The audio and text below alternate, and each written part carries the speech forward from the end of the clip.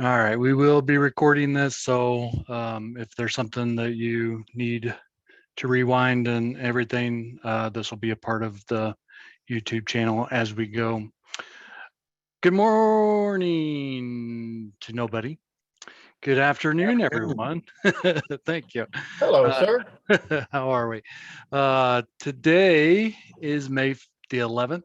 I don't know what day it is. I should, because it's my 19th anniversary, wedding anniversary. And I'm doing an all things SOPPA, and my wife is teaching 8th grade math. So right where we need to be. So good afternoon, everybody. Yeah, because 19th anniversary is math. It is math. There you go. Yeah. Sometimes higher level math. Good afternoon, everybody. This is all things SOPPA. Basically office hours for me to try to answer as many questions as we can during the week. This is a weekly thing, so if you miss one, it's right back on Tuesday. And if you make everyone, it seems like they come around really fast. So it's good to see everybody. And we've been averaging anywhere from 50 to 80 people, or not averaging, but having anywhere from 50 to 80 people in these sessions, and then also good attendance at the one-off sessions that we've had on Mondays the last 3 weeks as well. This slide deck is available to everyone on a historical basis.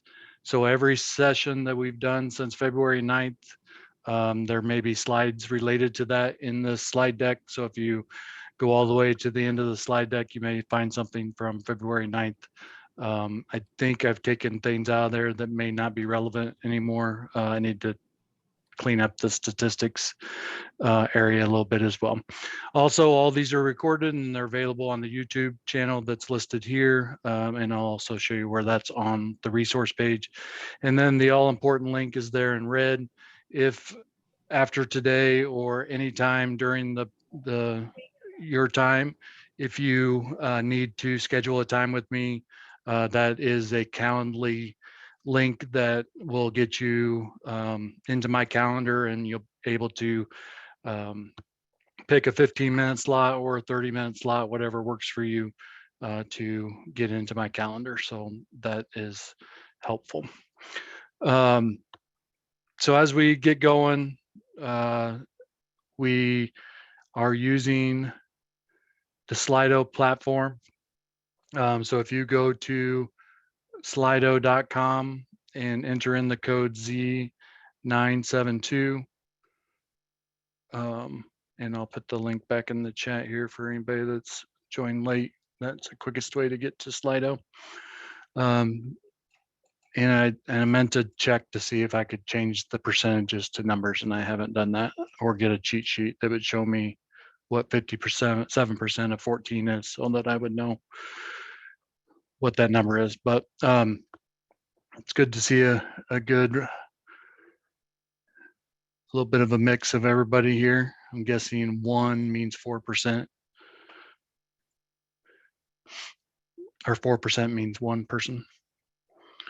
All right, so a good mix of technology and administration. That's good. No curriculum people on here, so that's interesting. All right. And now your comfort level with, so sometimes I've been asking what, how many times you've been here and that kind of stuff. But I want to get a sense for how people are feeling about the process. And then I might go back and try to find a screen capture of a previous weeks to see. And I'm encouraged by the number of 52% in the 4. That's awesome, because early on it was more like 2 and a lot of 3s. So that's good to see. And the main reason I do this, not necessarily to, I guess I just want you to know that if you're a 3, that's okay. If you're a 2, that's okay. But the main thing is, if you're a 1, that's okay too. Or if you're a 4 or 5, that's all right too. The main thing is to get into Slido, because we're going to use the question and answer feature in here, and this is a lot of what we're here for. So be sure to put your questions here, and that will be helpful as we go through the question and answer and how to section. So if you've thrown some stuff in the chat at this point, go ahead and throw it into the Slido thing so that we can also see that as well. And then you can always upvote, and it looks like 7 people have already upvoted that, and we'll come back to that.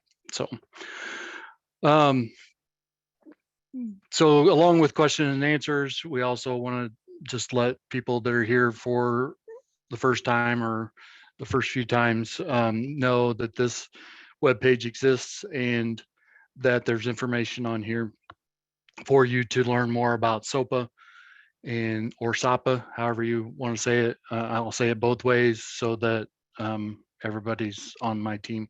But I'm probably along the lines of SOPPA, and we'll have a contest one of these days to see who's right and who's wrong. But I'll probably say SOPA most of the time because that's what I've been saying, and it just seems to come out easier. It's not on the test later. So SOPA is legislation that was originally put into place in 2017. It was amended in 2019, and those amendments go into effect 2021, just here in a couple months. And the main thing is we're trying to protect student data. We're trying to know where our students' data is. And in one way of doing that is through, or the main way that we're doing it through SOPA, or to comply with SOPA, is through written agreements. And so the data privacy agreements that you have with vendors will be very important because they basically lay out all the things that we need to be compliant with for data privacy. I attended a train the trainer boot camp for data privacy back in February 2020. It seems like it was multiple years ago instead of just a little over a year ago. But they were talking about teaching teachers and administrators and everybody to go through terms of services and look for if they're renting or selling the data, going through and figuring out what they're doing. Are they deleting it when you're no longer using it? What kind of information were they collecting? Is it first name, last name, all those types of things? And so just, it was overwhelming. And how are you ever going to get that together? And so in a lot of ways, I feel like this data privacy agreement between a vendor and a school district is going to cover all those things, because within that agreement, the vendor is signing off on how they're you're going to find all those things in that agreement if you actually take the time to look through the data privacy agreement, whether it's a Illinois NDPA or a one-off agreement from another vendor. It's going to lay out all those things because those are laws both at the federal level and at the Illinois level. So look through this webpage to get a better understanding of what SOPA is and what it entails. And then the next thing later on, what I'll show you is how we're actually one way that you can manage those agreements and keep track of them and all that kind of stuff. So this is our weekly agenda. This is mainly here for those people that go to the website and see the slideshow that's there and just understand what we're doing each week. So the first thing, we'll look at the stats. And so I update this each week just to show you that you're not alone, that we're finding more and more school districts jumping on the process and working through this process. Again, this isn't the only way that you can manage agreements. You can manage agreements through other platforms, other methods to do that. We're kind of emulating our process off of what other states have done. with their data privacy agreements and using the system from the Student Data Privacy Consortium to do that. And so these statistics come from the Student Data Privacy Consortium ISPA database. The ISPA is the Illinois Student Privacy Alliance. That is the Illinois Alliance for the Student Data Privacy Consortium. So if for some reason you came to us through the Student Data Privacy Consortium listing, you may have found something on there that says it costs $400 to be a member. That's not the case. There is no cost to doing what we're doing other than the alliance fee that the Learning Technology Center paid to become the alliance lead for Illinois. And that gives us access, gives school districts across Illinois access to the database and the ability to use the Illinois NDPA, specifically the NDPA portion of that agreement, which is the National Data Privacy Agreement that the SDPC put together. So a lot of acronyms there and lots of letters. And so hopefully you're catching on to what those are and how they work together. So the participating districts, 582, that means that 582 school districts, special ed co-ops, vocational schools, ROEs, not trying to leave anybody out. I know there's probably there's private schools that have gotten accounts and they have an account. They may or may not have uploaded anything at this point, but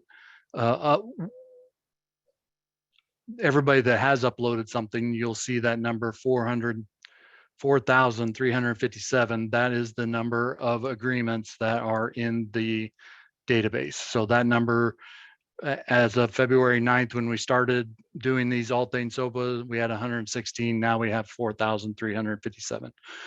Those agreements are either an originating agreement, which if you don't know what that is, check out a recent video that I'm going to show you is available to you, but it could be a subscribing video or a subscribing agreement, or it could just be a standalone agreement. So there could be, you can have a standalone agreement that doesn't have any subscribing or originating to it. It's just an agreement between you and a vendor, and you just upload that as it is. So you don't have to worry about making it perfect so that other people can subscribe to it.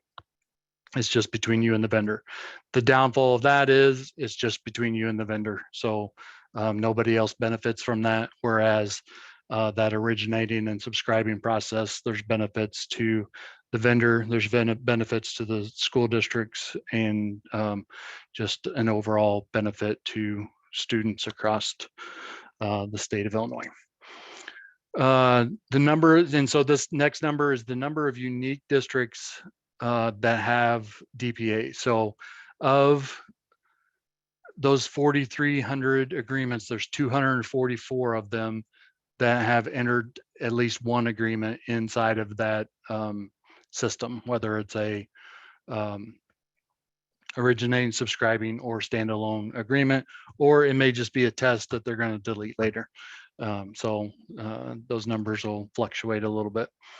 Originating DPAs. So this number is actually should correspond somewhat to the number of applications that we have agreements with.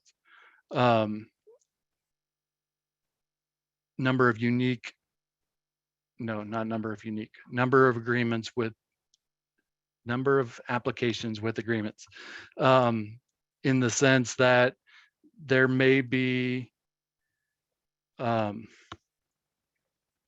originating agreement with version 1 of the agreement revision, and there may be a originating DPA with the same application with version 1A. Ultimately, I think moving forward, most everything will go to the 1A version, but there are some originating agreements out there that are ones that ultimately you would want your legal counsel to sign off on that to say it's okay to sign on to a version 1. If it's not okay to do that, then you need to look for a version 1A to sign on to with that. There is still some confusion with, not confusion on your part, but confusion in the technology, in the database. I guess technology can't be confused. It knows exactly what it's doing, but the data itself is wrong, basically, in that it's showing that it's 1A or maybe a version 1A of the originating agreement. But it's actually, when you open that document, it's a 1 version. And so we need to clean that up. And I know I've talked about that for a few weeks, and it just reminds me how fast time goes when we have these. And then the number of unique resource requests. This is the number of applications that are in the new request area. And this could be something that a school district puts in there to basically keep track of their workflow. And I may stop reporting this number as we go, because I'm not sure it really has a whole lot of relevance as we look at things, the more I think about that. So the statistics are there. Again, this is a standard part of the presentation, looking at what the latest originating agreements are. So it's from last Tuesday to today. These are new originating agreements that have been uploaded by school districts across Illinois in order for that have an Exhibit E for districts to subscribe to. So you may find, and then again, if you click on the archives agreements here, you can go back and see previous weeks agreements, and then I'll also show you in the system how you can see all of these at one time. But this might be a way for you to just, if you have your list sitting there, just go down through and check them off that they do exist. So if you have that list in a spreadsheet or something like that, you can check those against that.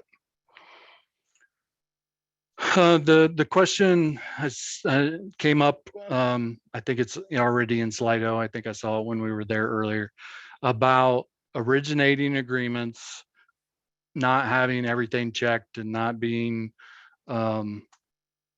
maybe filled out the way that you want them to be filled out, and that those are good things to be noticing and to be aware of. This checklist is meant to help with both originating districts that are going out and getting a signed agreement, a full signed agreement with a vendor that includes the Exhibit E, that the vendor says it's okay for the Exhibit E for the vendor to sign on to another school district to subscribe to that full agreement. So this checklist basically goes through the pages of the agreement. Again, this is, and I don't think I've had any comments on this to point out anything, so I might stop to calling it a draft if nobody comments on it, and either make it prettier or just leave it in a Google spreadsheet for you. But this is available to you to look at and see what the different portions are and of the exhibit, and what needs to be filled in and what doesn't need to be filled in. And then I did a session on May 3rd, so a week ago, on the Illinois NDPA, and basically went through the document talking about what needs to be filled out and what doesn't. And I think the question in Slido refers to, can we sign on to these agreements that may not be, don't have the Exhibit E checked or don't have the Exhibit H checked on page 2. I can't, ultimately, I'm not the one that can say yes or no that you can do that. Ultimately, it's a lawyer that needs to say yes or no. Ultimately, we need to probably try to fix those agreements so that the 10 schools that come behind you don't have the same question, and try to get that answered and wait and try to get that answered. So if you do see things like that, forward those on to me, and I will try to get those things. I'll work with that district to try to get those things fixed, rather than 10 or 20 schools contacting a school district to say, hey, your originating agreement's not right. I'll be that person, or somebody at the LTC as the alliance trying to keep track of this stuff can do that. So use this for your benefit, both as an originating and subscribing LEA. I was on a meeting this morning with the national team talking about the changes to the database, and I did, going through something the other day, showing something to somebody, noticed that pre-K is an option in grade levels, and that was one of the suggestions that somebody from Illinois had made, that got added, I believe, already. So it's kind of, there's a lot of conversations going on about what's going to make this better and all those types of things. A lot of the things that we're worried about or questioning right now aren't really database related as much as they are like, is the agreement good? Is it filled out properly? Those types of things. That doesn't really affect the whole database thing, but there's things to be improved for sure with the database. I'm updated the little resources page here just to kind of give you more of a sense of what all is on the resources page. If you go to this resources page, you'll notice that there's a lot of things here, and I need to fill in some dates because we're getting towards the end of May already, and we're running out of all things SOPAs, and I don't know what you guys are going to do all summer if you don't have all things SOPA. Navigation on the left, ultimately, if you don't have an account, this is where you would go to create an account. Come in here, find your school district, and if you scroll through that list, you'll notice that there's still quite a few school districts that don't have accounts, and it's not a requirement to have an account. So some districts will do it other ways, will manage it other ways, and that's fine. So I'm not calling anybody out by going to that page. But what I recommend is you use this page to initially join, but also then to use this page to navigate to the login. You could bookmark this page, but again, just as a way to see what else is on this page, whether it's new events or whether it's new resources, you'll see things that are available to you. The latest agreement will be here always. And I could probably start to take down the redlined Exhibit G, but that's available if you have a lawyer that wants to look at what the differences between 1 and 1A were. It's only Exhibit G that was changed because that's the Illinois portion of it. Other resources that are available on this page, a sample communications, that's for sending a new agreement to be filled out by a vendor if you want to be an originating district in that process. This document, I want to make sure I point this out because I think this is a good starting point for everybody, and just to have this as a reminder of some acronyms and just what personally identifiable information is, and then just these steps here for getting started and just contact information and making sure that you're taking advantage of the resources that are there. There's also a couple flow charty diagrams that are awesome as well. The YouTube playlist for all things SOPA is here, and also the how-to documents or how-to resources are videos that Sean Mullins from Olympia School District made are under this playlist. And then reasonable security practices, which is also a component of SOPA, is there as well. So navigations, YouTube playlist, PD workflows, PDF workflows, the actual Illinois NDPA agreement, and then a list of upcoming events are there. This is just pointing out that document that's available for you to download and kind of use as a getting started document. A lot of the RETCs are sharing this with superintendents, so you may have gotten a copy of this from your superintendent if you're new to this process. Again, checking out the YouTube playlist for the how-tos.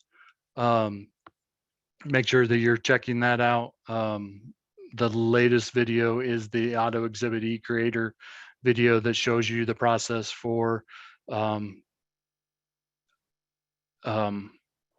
subscribing to an existing originating agreement. So that's there and available to you. These resources are new resources that are a part of the YouTube playlists. One is the Managing DPA's agreement. And so that slide deck is here. So you could print that out, save it as a PDF, and have those different things going through the menu options and looking at the slideshow that's there. Basically takes you through, the presentation went through all of these different things and talking about how to use the database and what the menu choices were and all those things. So it's basically a one long tutorial video of all the videos that Sean was able to do. So that's the slide deck, that's the YouTube directly, and then the YouTube for the Illinois NDPA, understanding that as well. So those are both 1 hour presentations that I did over the last couple of weeks, and I did one yesterday that was a repeat of this one. So that's available for you. Again, press policies are available. If you subscribe to press through IASB, you have access to policy 7345, which is the education technologies and student data privacy and security policy. And there's administrative procedures in there. There's exhibits in there for you to utilize with your districts.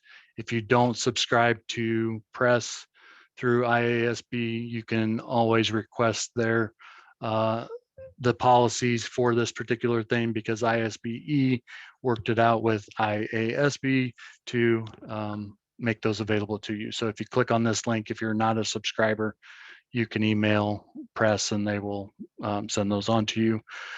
Again, just for those of you that are thinking about how do I talk to teachers about this, there's a presentation that Brian Bates did actually 2 months ago already, that the slide deck is here. There's a couple slides in there specifically that talk to teachers, not just the background.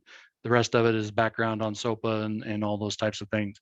But what the main takeaway from the presentation and from just different conversation is communicate with your teachers, making sure that they're aware of why we're doing this and how you're doing it as a district. And just that they communicate to you what applications they're using and what they're using them for and how they're using them and why they're important.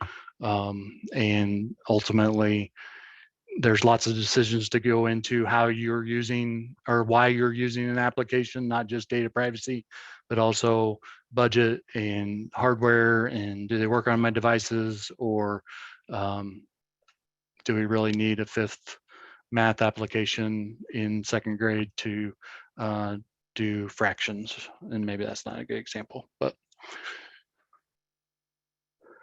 there is an upcoming event that's not LTC. I saw this on Robin Schwartz's Twitter account. They're doing a SOPA compliance questions, frequently asked questions on May 19th. So that's next week, next Wednesday morning. So the registration for that is there. And that's a legal firm for those of you unfamiliar with Robin Schwartz. The Be Connected events are just ways for you guys to connect. So additional resources. We're doing some Microsoft things. And then as always, all your teachers and administrators can take advantage of other PD opportunities. There'll be more information out about the IT Summer Summit and Showcase that will take place in June. That'll come out later in the week. And before we get into question and answer, I'm just going to answer one question up front. Google, Apple, Microsoft, and Adobe update.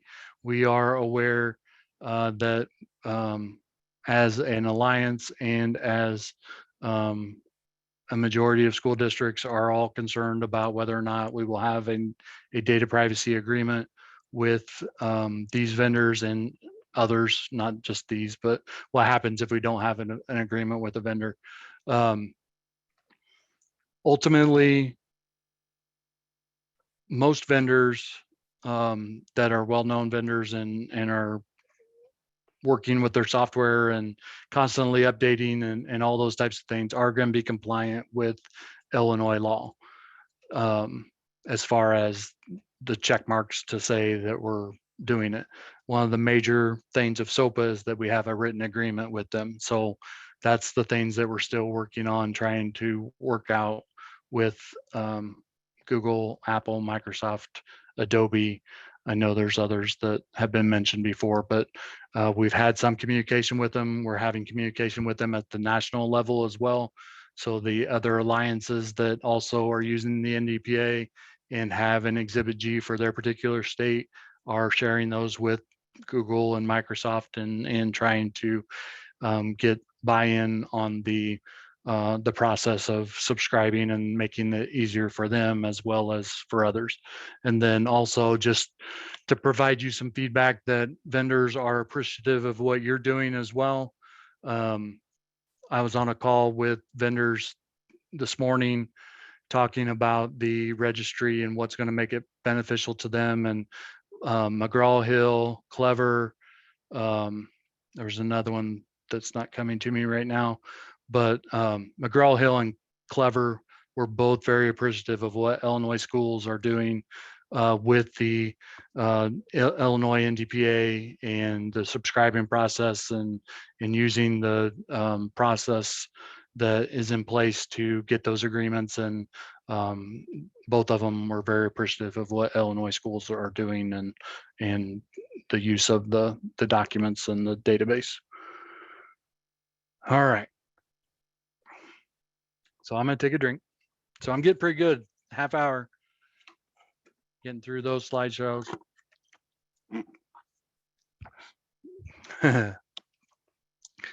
8 people voted that up. Oh my goodness.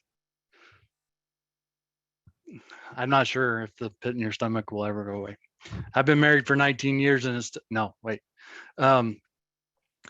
All right, we'll just start at the top and we'll work our way down, and we may jump around out of the slideshow and into the SDPC system to show some how-to stuff, and we'll try to get through as many of these questions as we can. I'm gonna peek and see how many questions there are. All right, 25. I think we had 32 or something like that last week, and it just kept coming in. That's all right. All right, and these will be recorded. All I'm trying to think if I got last week's up yet. I think I did. I think I just didn't timestamp it at this point. So I usually timestamp the video so you can go directly to the Q&A if you don't want to use the slider to get to the Q&A. All right, here we go. I'm finding a ton of Illinois NDPAs that are not completed correctly. No Exhibit E or H check, but both completed in the contract. Can we still piggyback off of these?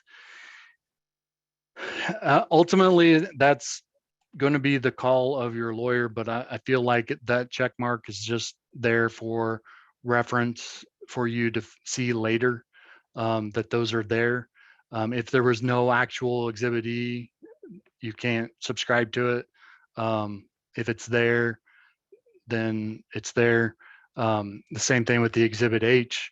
Even if it's not checked, if it's on the agreement that you're or that you're going to subscribe to, the Exhibit H specifically, you need to make sure that your lawyer has okayed all of those things that are on that Exhibit H, because that wasn't necessarily a part of the original Illinois NDPA that your legal team should have looked at and said, okay, we're good A through G in the terms of the NDPA agreement, but if anything comes into the Exhibit H, that means that something's either being changed or added. And so they'll need to see that, or they'll need to update that list of things that they're okay with you signing off on your own. And that's where it becomes not a technology issue, not a curriculum issue, not an administrative issue, but a lawyer issue. And so then you're checking those things off based on lawyer stuff. So ultimately, let me know, like a ton. Let's see how many applicants. No, is that 2,000, or is it printed out copies that weigh 2,000 pounds? But anyway, just if you would tell me the application or the agreement name, the application name, and the school district that application is listed under, then we can definitely look at those and try to support you in that. And then the school districts that come along later won't have to ask those same questions and things. Do we need a contract with vendors who supply assessments, example, WIDA or Pearson? No, not necessarily. Those will be done through ISBE, so they will have agreements. I do recommend that you have that list for yourself, for your district, whether you're the curriculum person or the technology person or the finance person or the administrator that's keeping track of all this stuff. Have that list of things that are known to you that have student data in them that you're maybe not responsible for. So that could go for the State Board of Education, that could go for your special ed co-op, that could go for your vocational school. Even if that's just a link to their webpage, that's better than not having anything at all.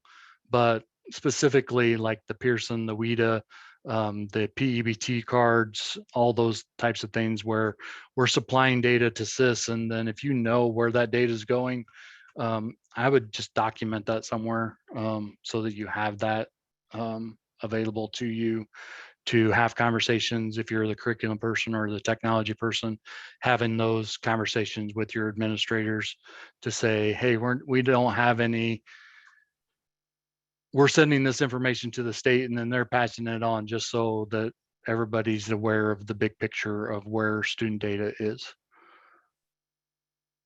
Will the sick feeling in my pit of my stomach ever go away? Not necessarily. I'm going to say no, just because we're dealing with technology, we're dealing with students, we're dealing with safety, we're dealing with privacy, all those types of things. And so it's just part of it. I mean, whether I think the process will get easier as we move along and we get through this newness of all of it and the subscribe. I mean, obviously, the fact that we have 400 originating agreements in the system is a positive in the right direction compared to what we had 3 months ago. Is it all perfect and right? No, not necessarily, but I think we're definitely moving in the right direction. So teachers with classroom Facebook pages share photos, sometimes names with classroom news. Does this fall under SOPA if students don't have accounts? No, it doesn't really fall under SOPA, but it does fall under data privacy and school safety and citizenship and all those types of things. So just be aware of how you're using social media. Again, this may be something that you just want to document as a school district that, hey, we have teachers that are using this, whether it's Twitter, whether it's Facebook, whether it's Instagram, just so you're not blindsided as a district. Have that information. I mean, I know from experience that when we sent everybody home last year, everybody started using, I mean, I had one of my child's teachers using Remind and Seesaw. And then I had another one that was using balloons, and another one that, I mean, and then the junior high was using Google Classroom, and that was their communication. And then the district was using School Messenger. And so just having all those bits of pieces of information, what do your athletic people use for communication?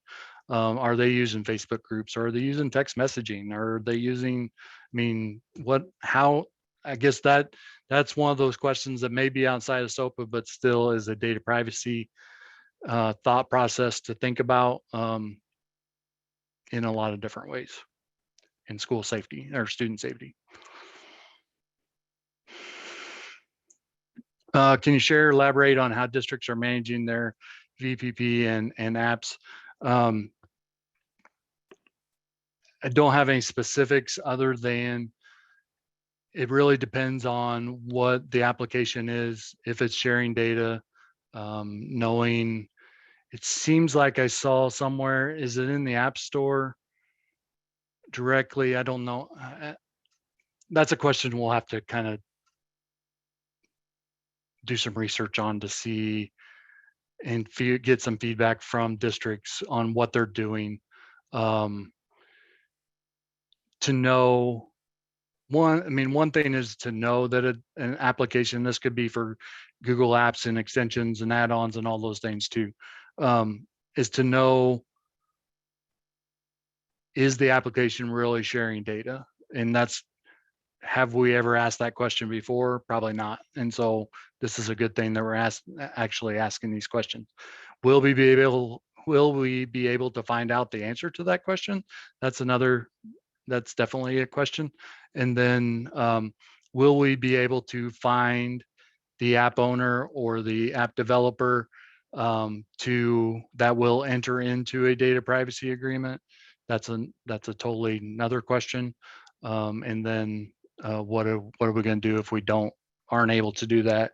Is it good practice that we are doing, if we need a data privacy agreement because they're sharing data and we can't find the person, or we can't get an agreement, that's when we start questioning whether or not we need to use that application or not. So, if I go could ahead, just, Beth.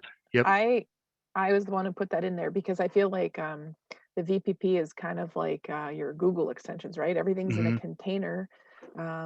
The challenge I find with some of it is like some of them, it's not a contract, right? Once you purchase the app, you have the ability to use the app as long as it stays up with iOS and things like that.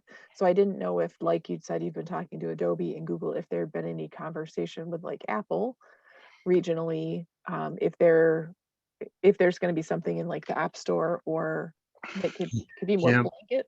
I don't know.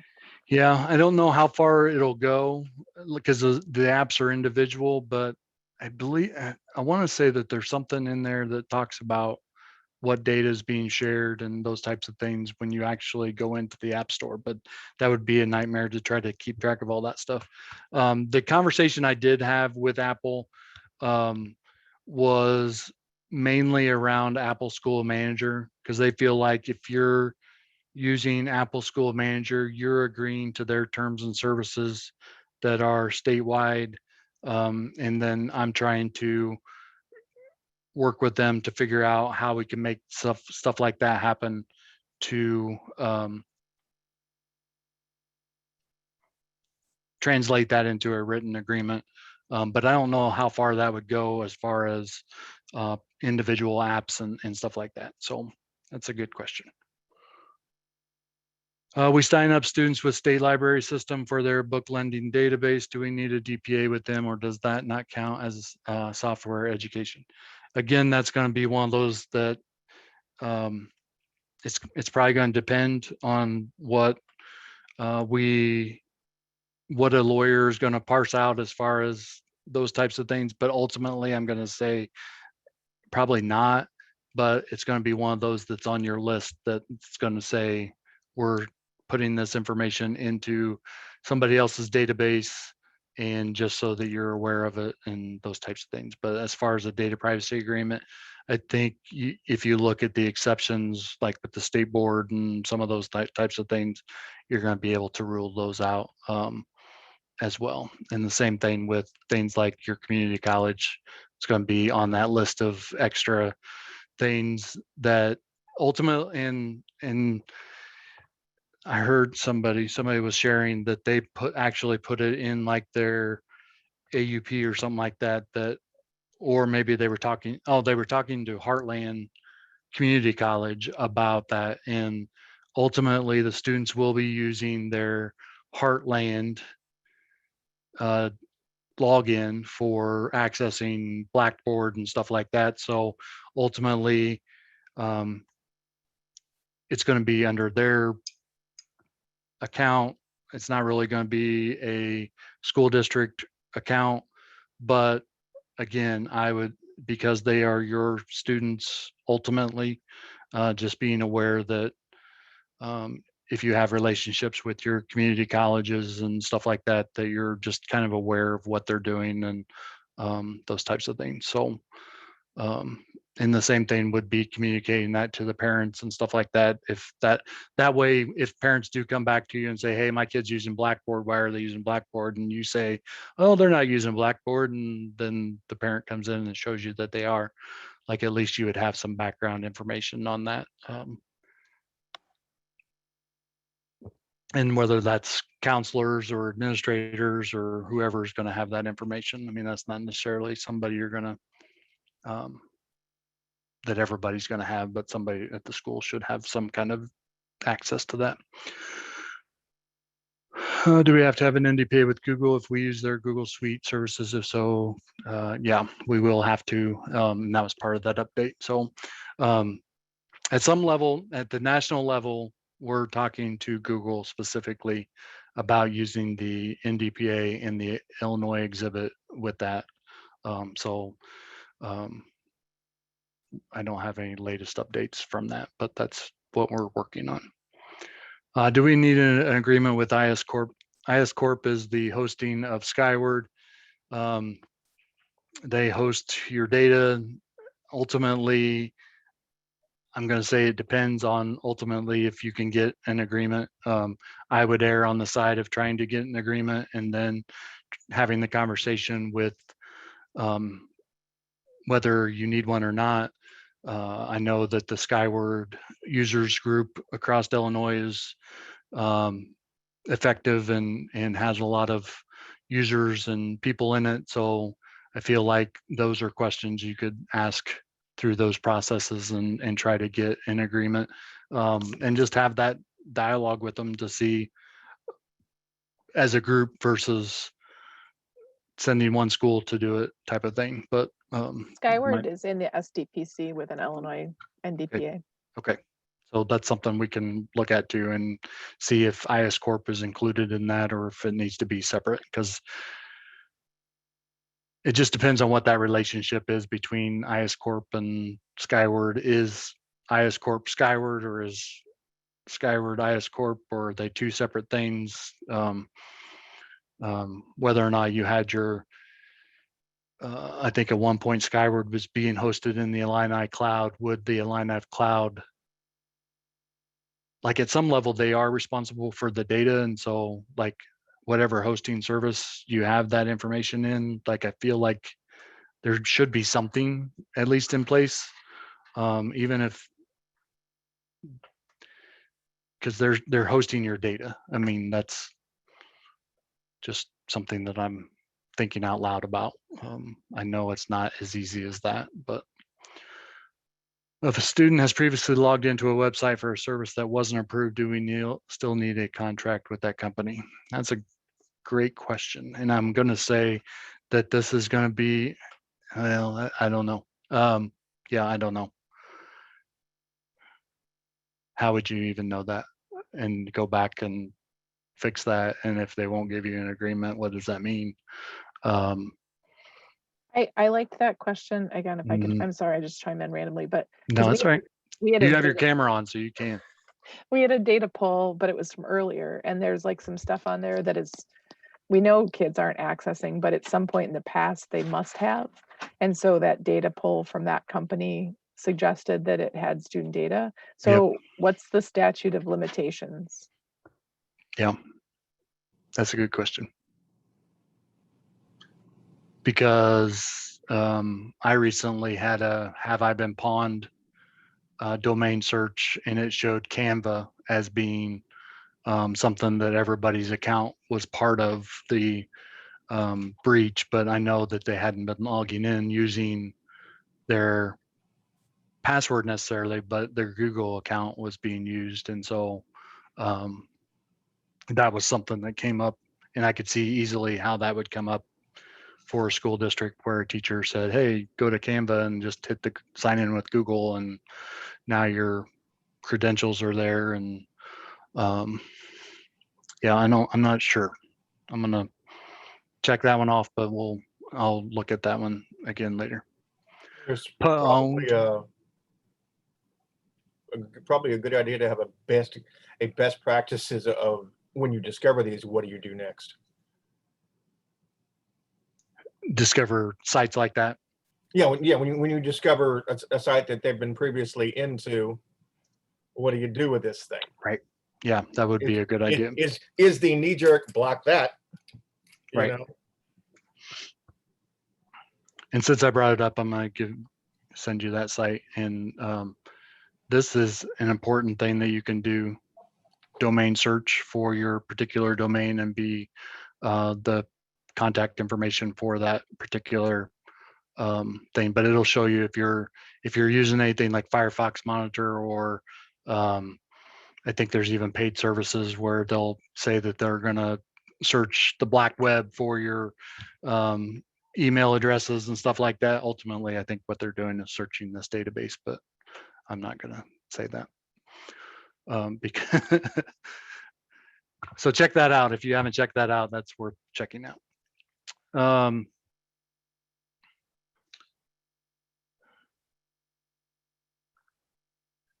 Yes, this is a good question. I'm finding, they're all good questions. I'm finding most a very large portion of the NDPAs have Exhibit H's.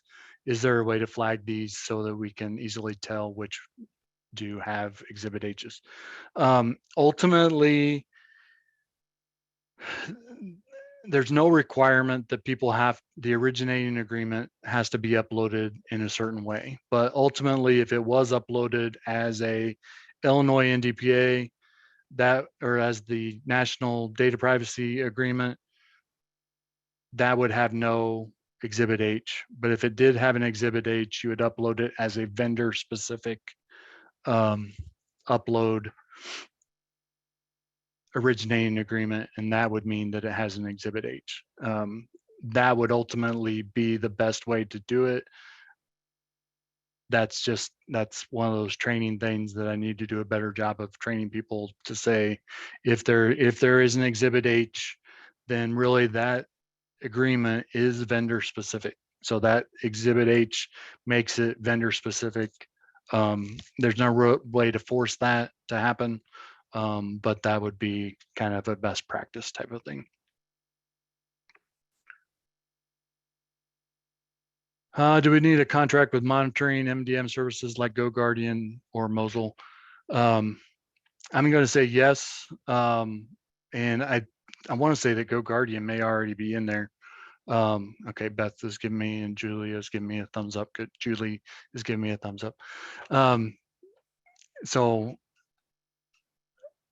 ultimately, it depends on what data is being shared.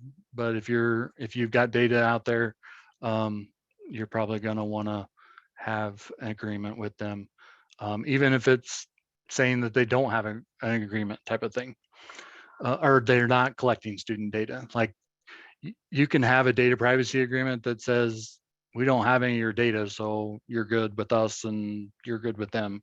And I think companies will be open to some of that if they know that they can utilize the subscribing process, and they don't have to encounter an agreement with every single school district. So that may be something that we need to continue to educate vendors on, and use that sample communication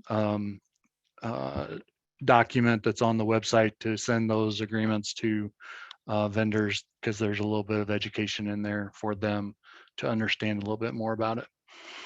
Doc Hub and EverSign, students aren't using it, but our special ed department is, because it contains PII. Do we have to get the Illinois NDPA and Exhibit E? Ultimately, it depends on how those systems work. If the document is in DocHub or EverSign, then I'm going to say yes, just because I stayed in a Holiday Inn Express last. No, it ultimately is going to depend on what your your lawyer says about that, and the lawyer may not know either, as far as like how that data is stored and all those types of things. But again, it's coming down to where is that data stored, who has access to it, specifically if it's special ed data, like that it's okay to be overly concerned about that, because you don't want to be underly concerned. Is that a word? So I'm going to say yes. And I want to make sure that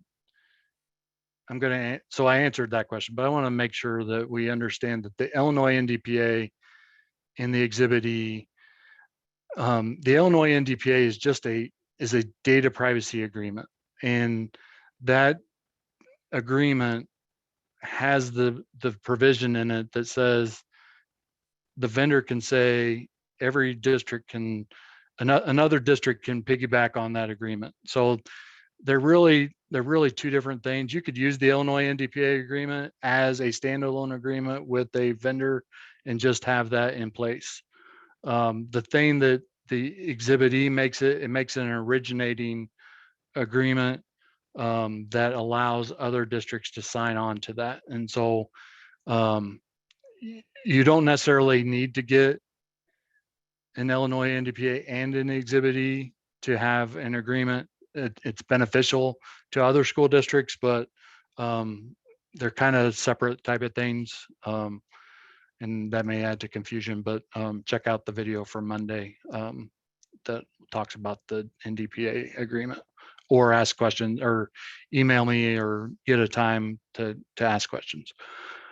All right, we have 20 questions left. Really? I feel like we've answered like 30. So last week I went all the way until 3:30 and I kind of missed a meeting. So let's we'll do 15 more minutes of question and answer. Definitely I'll get back to the question and answer here in a section. I just want to make sure that people have if they need to go to other meetings and stuff like that, that they can. Check out the resources, schedule a time with me, ask questions, check out the resources pages for sure, the YouTube videos, the how-tos. They should be able, if you start at one and you push play, it should go right through all 20 of the how-to videos. The 2 videos that are available previously in the slideshow from the past couple of Mondays are available for just one shot. Here's how to use the database, and here's the Illinois NDPA. So check those out, utilize those resources, and then come back again next Monday and we'll try to get you, or next Tuesday, and we'll try to get you more questions answered. But I'll go ahead and record this, continue to record this, so that we can get this is part of the recording that'll be on YouTube, but I may not get through all of them today. After emailing about agreements missing Exhibit E checked, what is the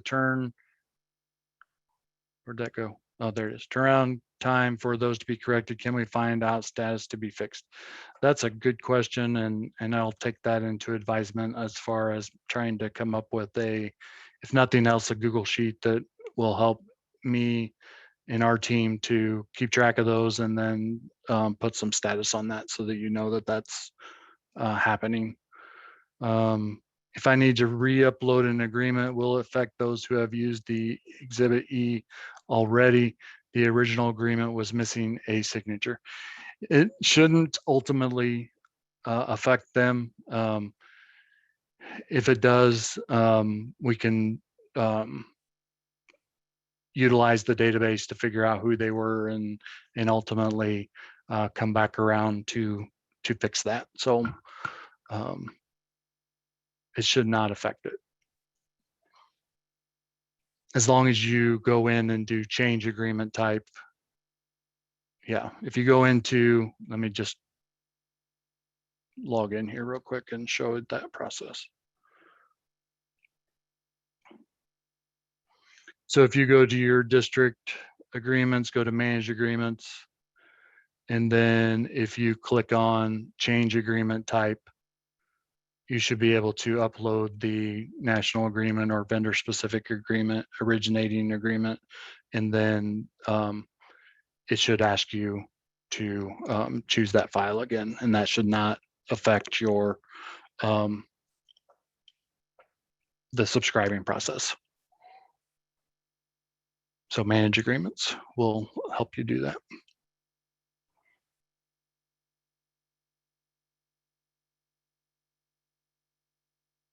Yeah, we're working on Exhibit E being fixed if we know about them. So if you are assuming that we know about them, please email me anyway, just so that I have that application, the school district that you're finding that they're not right. And we'll try to get those, like I said, in a database that you can look at, but err on the side of let me know to do that.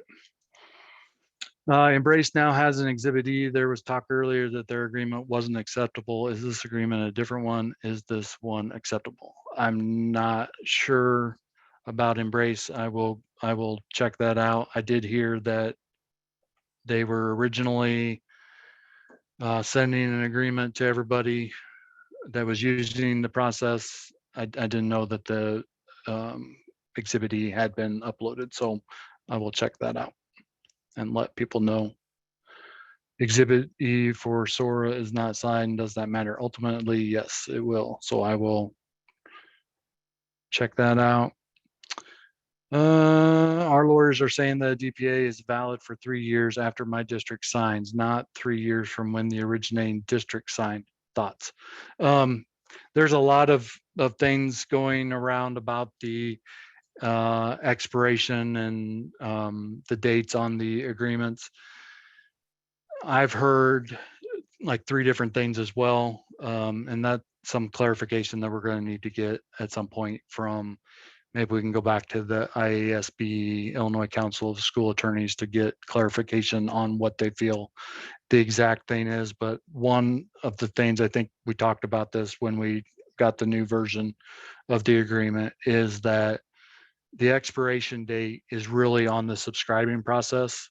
So the originating agreement is good to be subscribed to for 3 years. Once that passed, we need to get a new originating agreement. But the term of the agreement itself is good for the length that you're using that agreement, that you're using that application. So that will, I will get clarification on expiration dates and what the expiration date should mean.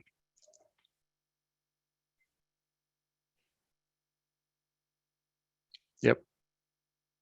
So I should just read that. Our legal team is telling us, so see, there's the other, and that should be the 1A or the 1 agreement doesn't expire until we stop using their services, as opposed to the 3 years. Yeah, I'm thinking that that's one of the things that I heard, and I think that one makes the most sense.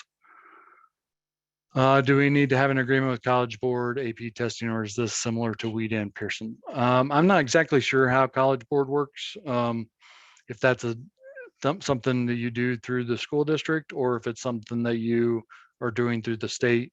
I'll have to get clarification and talk to somebody about that one. But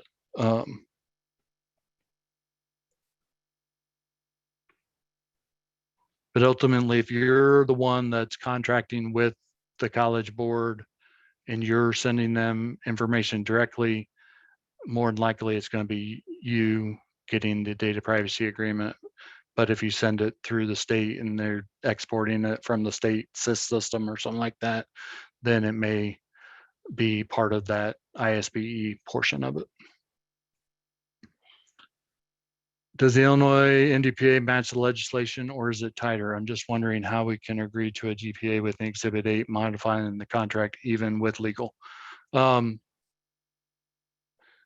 that's a great question. And the Illinois NDPA was looked at by the Exhibit G in particular. Well, the NDPA, the Exhibit G was drafted by the Illinois Council, or originally drafted by Robin Schwartz, updated by the Illinois Council of School Attorneys. They made their recommendations for the Exhibit G that was based on what is in the NDPA and what's in Illinois law. And so anything that's in Exhibit H shouldn't go against any of those things that is law or whatever. It could be nice to haves or something like that. If it goes against it, it should be those things, not legal. So that's why you need to have your legal team look at it. If it goes against the law, then it can't be in the Exhibit H no matter what. It shouldn't be in the agreement at all. So that would be the case with that. Co-guardians agreements do not have Exhibit H or E. Does each district have to get their own agreement signed? That's something I can look at and to see if what the situation is with co-guardian. Because ultimately, if there is no Exhibit E, yes, you would have to have a signed agreement with co-guardian. And that's why the Illinois NDPA is with the Exhibit E is valuable to the vendor and to you as a subscribing district, because that process is available to you. Do we have to have Illinois NDPA for nonprofits? Example, Scratch and CK12. Only if you're sharing student data with any application do you need to have some type of data agreement. So if you're exchanging student data with CK12 or Scratch, then yes, you would have to have a data privacy agreement. And that goes for other free apps or nonprofit or anything else. I mean, it doesn't have to be a paid application, and that's where it gets kind of questionable how you're going to reach the people and know who you're working with and who's signing off on the agreement and those types of things. We have found that there's a lot of NDPAs we found on the consortium don't have Exhibit F complete. Does it have to be completed? No, that's one of those questions I need to bring up with the Illinois Council as well. Because that is Exhibit F is for the vendor to check off to show that they're doing reasonable security. Ultimately, I feel like there should be something stated somewhere within the document what they're doing. Is that a make or break for the agreement? Not necessarily, but because I feel like they probably have some kind of, and I think somewhere in the agreement is probably stated that they have reasonable security. We're just asking them to point it out, but ultimately that would be the call of your lawyer, whether or not you could subscribe to that or have that as your originating agreement without that marked. If we piggyback off a contract, do we have to send a copy of that contract to the ed tech company, or as long as we follow the steps in the database? So if you're using the Exhibit D creator, then it will do that automatically. So when the originating school district puts in the agreement, they are providing the email address from the Exhibit E, and they're providing a one-page document of the Exhibit E. So this email address of the vendor to send the Exhibit E, so that's part of the originating agreement. When you come down here to the auto Exhibit E creator and you find the application that you're wanting to subscribe to. So if I'm a subscribe to Acoustic Pioneer, I'm going to look at this agreement and we'll just take a look and see what's inside this one. So I would look through this.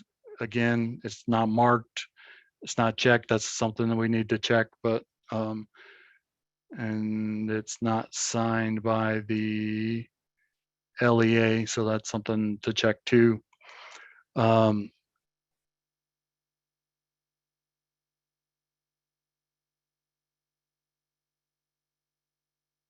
here's the Exhibit E, the email address is going to be sent. So this might just be a sample.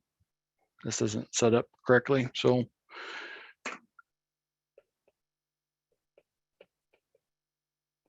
might just be an example that somebody put in there, but that's not right. So bad example. But ultimately, when you click Create Exhibit E, it's going to sign the bottom of that blank Exhibit E document, and then it was going to email that document and put it into the database for relationship with the originating agreement to your signed Exhibit E. That Exhibit E is being sent to the vendor's email address that's there. And that's the process that's working, like with McGraw-Hill and Clever were both telling me that it's working. So when it's set up correctly, it is working properly. So just be aware that we're dealing with, what do we have, 500 and some school districts in there. We're all kind of new to all this stuff. And so we're trying to figure out how it all works and what it does. Does the Illinois NDPA match the legislation? Okay, so we answered that one. I reached out to Kimono about an agreement, and he said we are connected to Kimono through Instructors Canvas. We don't need an agreement with them. Not exactly sure what Kimono is, but I'm guessing if it's a separate application, and if they have, I'm not sure that Instructure would agree with that, but we'll have to double check on that and see what that information is referring to and what may be in place other places. But that, to me, that just doesn't sound right.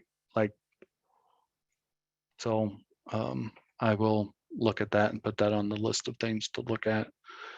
I need to know how you piggyback off a contract someone has already received from a company. Could you explain how we do that? So I did just kind of do that, but that is also the, if you go to the resources page and go to the using the ISPA database YouTube playlist, use this last video here. Oh, sorry. It's not the last one anymore.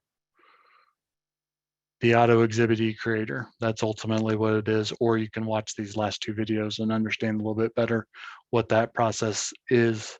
But these three videos would be, I'd start with this one, see if that helps you, then move into this one, and then this one as well. Or you can always schedule a time with me to run through that process again. But that's using the auto exhibit E creator that's going to help you with that process.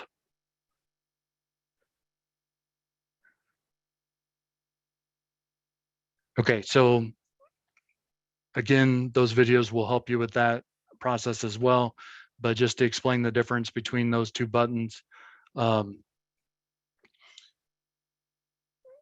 this button signs the agreement with whatever account you're logged in as. So it's going to sign it as Chris Worley and send that document with Chris Worley.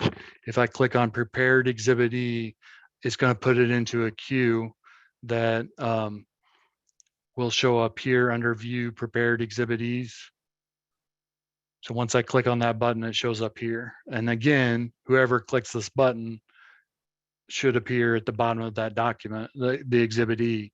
But if you do this prepared, you can have another district user that is either another full admin, which could be so you could add your superintendent, you could add your curriculum person, your business official, whoever's going to be signing these data privacy agreements.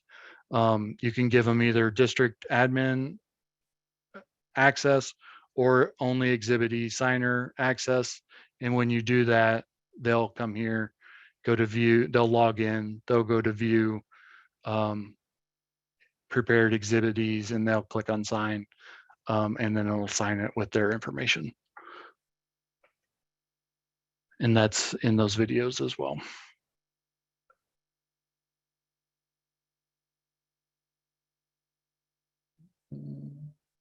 Oh, did I uncheck the wrong button? Oh, McGraw-Hill made all kinds of changes to their Exhibit H. That doesn't seem that appreciative. Nice comment. I can't blame you for that.